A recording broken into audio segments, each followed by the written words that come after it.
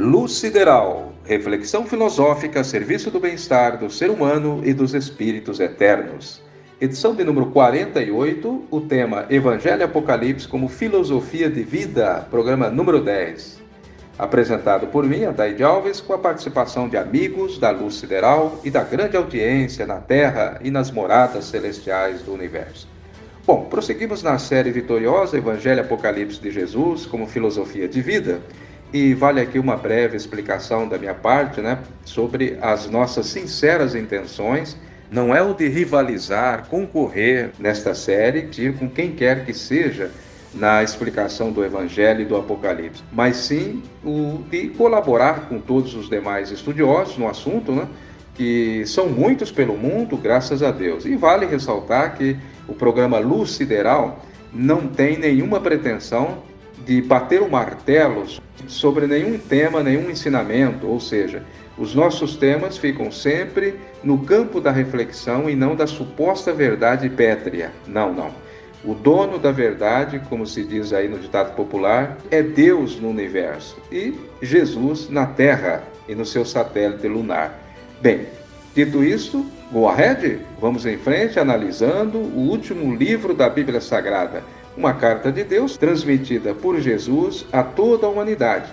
Quem tem ouvidos de ouvir, ouça o que o Espírito diz às igrejas, ou seja, que Deus diz às igrejas do Senhor, que representam em toda a humanidade. Na edição anterior falamos das 4 primeiras igrejas, Éfeso, Esmirna, Pérgamo e Tiatira, Quem quiser pode ouvir, se não ouviu ainda, está lá em nosso canal Luz Sideral no YouTube.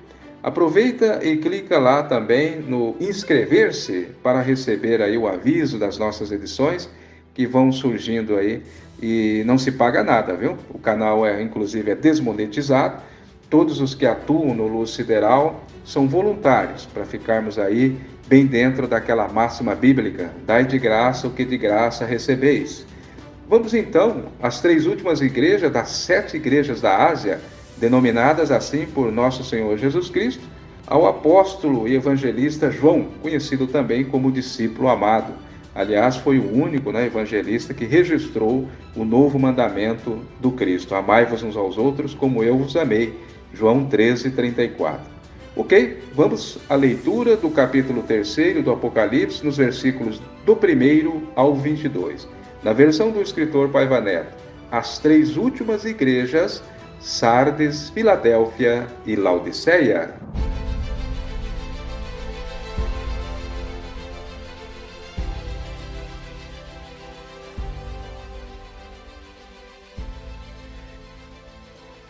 Ao anjo da igreja em Sardes, escreve: estas coisas diz aquele que tem os 7 Espíritos de Deus e as 7 estrelas.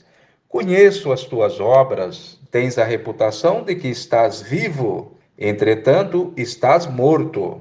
Sê vigilante e consolida o resto que está para morrer, porque não tenho achado íntegras as tuas obras na presença do meu Deus. Lembra-te, pois, do que recebeste e ouviste, guarda o bem e faze penitência.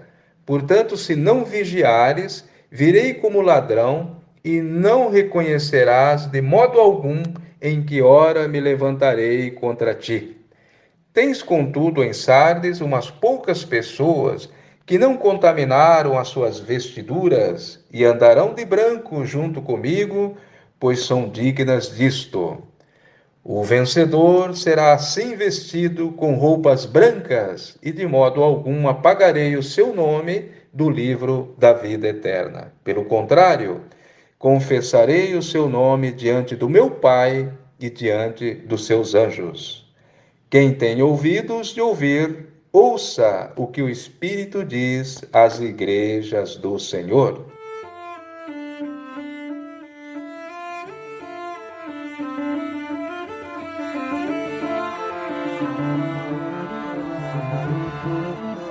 Ao anjo da igreja em Filadélfia, escreve: estas coisas diz o santo, o verdadeiro, aquele que tem a chave de Davi, que abre e ninguém fecha, e fecha e ninguém abre.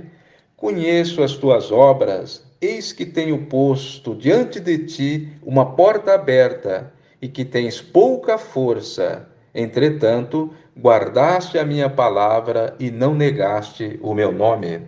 Eis que fareis alguns dos que são do templo de Satanás, desses que a si mesmos se declaram apóstolos, quer dizer, fiéis, e não são, pois mentem. Eis que os farei vir e prostrar-se aos teus pés, e conhecer que eu te amei. Porque guardaste a palavra da minha presença, também eu te guardarei na hora da tormenta que há de vir sobre o mundo inteiro, para experimentar os que habitam sobre a terra. Eis que venho sem demora, conserva o que tens, para que ninguém tome a tua coroa. Ao vencedor, eu farei coluna do templo do meu Deus, e dali não sairá jamais.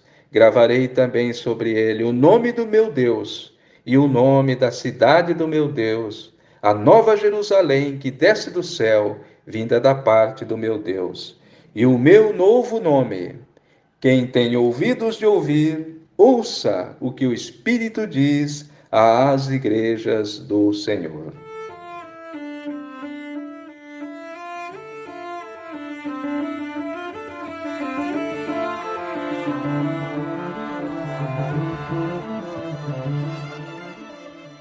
Ao anjo da igreja em Laodiceia, escreve: Estas coisas diz o Amém, a testemunha fiel e verdadeira, o princípio da criação de Deus.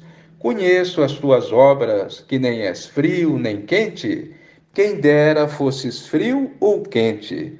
Assim, porque és morno, e nem és quente nem frio, estou a ponto de vomitar-te da minha boca. Pois dizes: Estou rico e abastado, de nada sinto falta, e não sabe que és um infeliz, sim, miserável, pobre, cego e nu.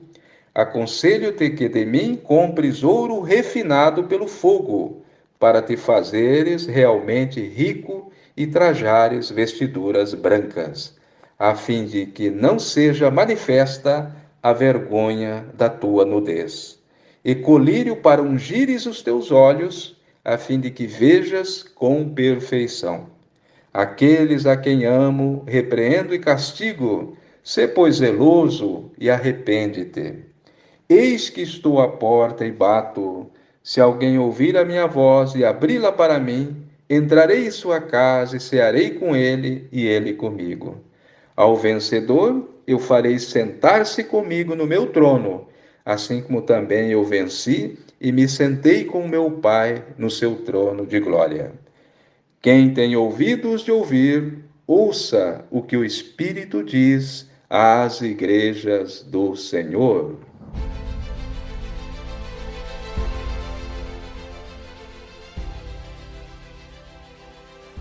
Bem, meus amigos, minhas amigas, é sempre um grande desafio entendermos o Apocalipse de Jesus, não é mesmo?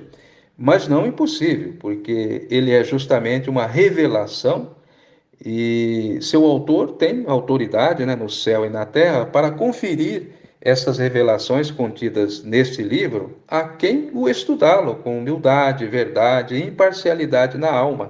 Ou seja, não se pode estudar o Apocalipse estando algemado a qualquer bandeira religiosa ou não na terra, não é mesmo? Portanto, o Luz Sideral traz à baila, acima de tudo, uma reflexão sobre o assunto, já falamos. O resto é com você, ouvinte. Você é que tem que pedir a inspiração de Deus ao Cristo e ao Espírito Santo para receber as revelações íntimas em seu coração, em sua mente e no silêncio da sua alma, da meditação. Tudo vai se aclarando, porque o livro é dinâmico e se encaixa na individualidade e na coletividade desta humanidade. Prestou atenção na grandiosidade do livro? Bom, aqui nesta primeira igreja em Sardes temos esta frase: Tens a reputação de que estás vivo, entretanto estás morto. Não seria o caso de muitos pelo mundo que vive como pluma ao vento, sem saber por que nasceu, por que vive, porque um dia deixará este mundo e para onde irá? achando que a vida é só esta, né? A material.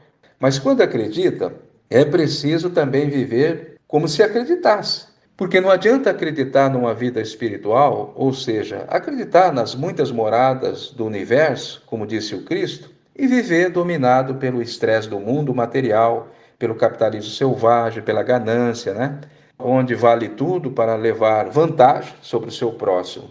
Aí é a reputação de estar vivo, mas está morto espiritualmente, com um acréscimo de prejuízo neste caso, né? Porque sabendo que está aqui apenas de passagem para evoluir e ser útil à humanidade e tudo o que nela há, mas vive desesperado para suprir a sua sede insaciável de dinheiro, de bens materiais. Imagina os que não têm este conhecimento. Ainda na igreja de Sardes temos o consolo, o prêmio, né, para quem vive as leis de Deus. Disse o Cristo: o vencedor será assim vestido com roupas brancas, de nenhum modo apagarei o seu nome do livro da vida eterna. Olha, o que quer dizer que há possibilidade de que os nossos nomes sejam apagados do livro da vida eterna. Recordo aqui, depois de uma bem-sucedida missão, né, apostólica dos seus discípulos, Jesus lhes disse: não vos alegreis pelo fato de que os demônios vos estejam sujeitos. Alegrai-vos antes, porque os vossos nomes estão escritos no livro da vida eterna. Bem, sabemos da grande transformação que se dará no planeta Terra, e já está se dando, onde os transgressores das leis de Deus serão convidados a se retirarem do planeta, pois a Terra vai passar aí a um grau mais elevado, o de regeneração. Não haverá mais lugar para gente perversa, destruidora, mentirosa e gananciosa. Não. Então, é bem provável que os nomes dessa gente sejam apagados da terra, né? Nunca mais se ouvirão falar neles. Muito sério, hein? E só há um caminho para carimbar o nosso passaporte para este novo céu e essa nova terra que surgirá em breve: é fazer todo o bem possível. Por isso, Jesus prossegue dizendo: pelo contrário, confessarei o seu nome diante de meu Pai e diante dos seus anjos. Por isso, estar de vestiduras brancas é estar vestido de boas obras. Pois disse também o Cristo: darei a cada um segundo as suas obras. Mas para falar sobre as duas últimas igrejas, Filadélfia e Laodiceia, eu convido agora o sempre presente colaborador André Basso, estudioso e pesquisador dos livros sagrados de todo o mundo. Ataíde e amigos ouvintes de mais uma edição do programa Luz Sideral. Eu trago aqui minhas palavras sobre a igreja de Filadélfia, que está no Apocalipse, capítulo 3, do versículo 7 ao 13. E eu trago alguns raciocínios lendo esse texto deste livro, o Apocalipse de Jesus. Então vamos aqui a algumas interpretações sobre esta igreja, esta comunidade, né? Assim dizendo. Filadélfia é a comunidade do rebanho único, o amor fraternal, a comunidade qualitativa. É aquele rebanho que está sendo solidário um com os outros. No versículo 7 nós vemos: estas coisas diz o santo, o verdadeiro, ou seja, quem é a autoridade que está falando? Pois bem, trata-se do próprio Cristo. É o mesmo que fundou o planeta Terra e é aquele que mantém a Terra, o orbe terreno, vivo na órbita do espaço sideral. Basta ler o Evangelho segundo João, capítulo 1, e o versículo 8. Conheço as tuas obras. Jesus, com sua coorte, está atento a todas as movimentações das criaturas aqui na Terra. A tecnologia do alto sempre é superior à tecnologia de baixo, do mundo terreno. Eis que tenho posto uma porta aberta. Ora, um canal de passagem, as comunicações, via pensamento, o caminho da verdade, mas que tem pouca força. Os seguidores do Cristo parecem que como derrotados diante da situação do mundo, mas a vitória começa no íntimo. É o ego, Satã, sendo derrotado pelo eu, o Cristo interno em nós. Mas, entretanto, guardaste a minha palavra, ou seja, a verdade, que nos inclina a uma vivência dentro das leis cósmicas, divinas, porque guardaste a palavra da minha perseverança. Também eu te guardarei da hora da tormenta que há de vir sobre o mundo inteiro, para experimentar os que habitam sobre a terra. Exemplo, os que vivem na vertical ligados ao Cristo pela caridade material e espiritual, estarão protegidos, porém, sempre haverá adversidades. Como diz o Beto Roden, aspas, sem resistência não há evolução, fechar aspas. Eis que venho sem demora, conserva o que tens, para que ninguém tome a tua coroa. Jesus volta mesmo, meus irmãos. Temos que manter-nos ligados a Ele, pela sintonia, na busca pela verdade e a manifestação na vida diária, na ética. Se oscilarmos ou afrouxarmos a vivência cristificada, é óbvio que o ego Satã poderá prevalecer contra o eu divino, o Cristo interno em nós, aquilo que nós somos, levando-nos à derrota, à falência espiritual. Versículo 12. Ao vencedor, eu farei coluna do templo do meu Deus. Ser coluna do templo, meus irmãos e amigos, que é a terra, significa ser esteio para a solidificação das estruturas terrenas que fazem parte da vida na terra. É todos os ramos do saber humano conduzido pela dinâmica e produtiva gestão crística. É Jesus e seus emissários no plano espiritual. Como diz José de Paiva Neto, um pensamento. O governo da terra começa no céu, plasmando na terra um reino harmônico, de paz e união, fraterno. E agora vamos falar sobre Laodiceia. Está no Apocalipse também, capítulo 3, no versículo 14 ao 22. O rebanho apóstata, aqueles que não querem viver dentro do prisma da verdade de Deus. A comunidade da porta fechada. A porta é o coração e canais intuitivos, via pensamento, é a comunidade do ego, Satã, vivente na vida diária. Mesmo sendo comunidade infrutífera, veja, tem um guia espiritual. Quem é a autoridade que está falando? Estas coisas diz o Amém, a testemunha fiel e verdadeira, o princípio da criação de Deus. Sim, novamente é o Cristo. Demonstra a sua autoridade, o princípio da criação de Deus. É só irmos ao Evangelho segundo João, no capítulo 1, para entender. Aqui para o nosso orbe, Jesus iniciou uma nova morada. Os espíritos têm que evoluir. O planeta Terra passará de expiação e provas para a regeneração. Disso já falara Santo Agostinho, em Um Mundo de Regeneração. Conheço as tuas obras, que nem és frio e nem quente. Quem dera fosses frio ou quente. Ser morno é ser indefinido. A evolução espiritual, sem realizações no bem, comunidade ególatra, que vive em torno de suas vontades e ideais puramente carnais. Não podemos ser autômatos, marionetes. Os meios de comunicação sabem muito bem como conduzir as pessoas nesta situação. Somente os maus são frios, os quentes são os realizadores em prol da evolução planetária em todas as áreas do saber humano. São os homens intuitivos. Nós temos vários exemplos, né? Veja aí a grande transformação que nós tivemos com tantas descobertas, né? O avião, a lâmpada, a eletricidade, a televisão, a penicilina, etc. Assim vai. Esses homens estavam imbuídos em trazer a melhoria para o povo. Então, por intermédio da intuição, o governo do alto sopra-lhes aos ouvidos as fórmulas para poderem, com muito sacrifício, trazer o benefício aos terráqueos. Versículo 16. Assim, porque és morno, e nem és quente nem frio, estou a ponto de vomitar-te da minha boca. Ele vai dar um veredito final, será o expurgo planetário para o absinto, aquelas almas rebeldes que não querem evoluir e progredir no planeta Terra. E que Deus se compadeça de nós, que tenha misericórdia de nós, porque não é fácil para todos nós nos sustentarmos aqui na Terra. Versículo 17. Pois dizes, estou rico e abastado, e de nada sinto falta, e não sabes que és um infeliz? Sim, miserável, pobre, cego e nu.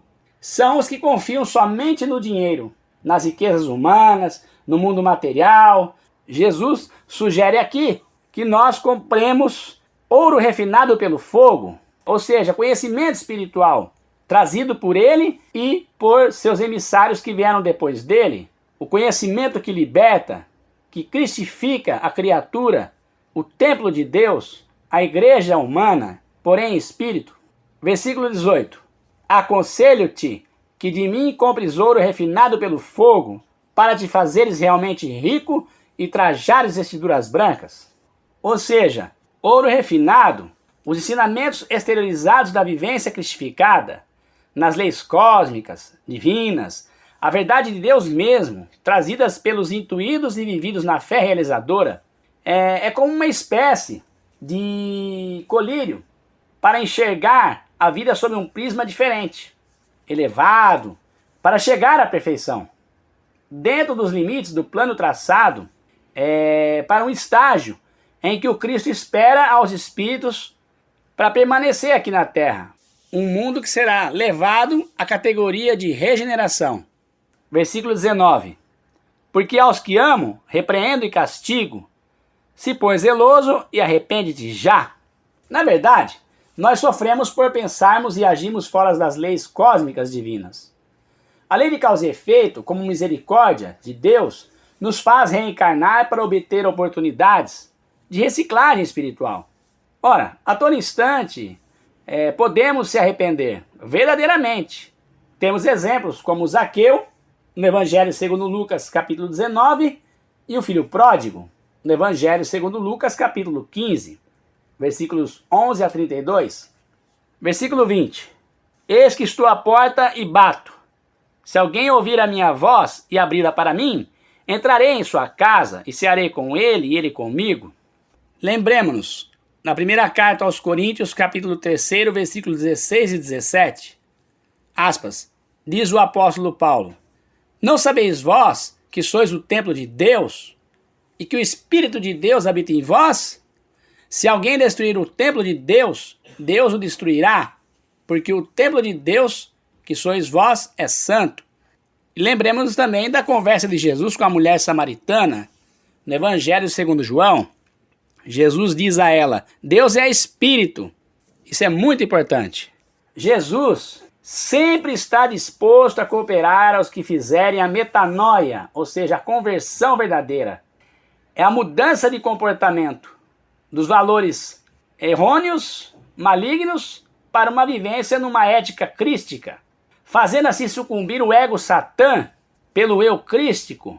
Ora, a nossa casa, a casa que Jesus se refere, é o interior da criatura, é o seu corpo sagrado, onde o Espírito habita, e a ceia é um alimento espiritual, do qual não podemos viver sem.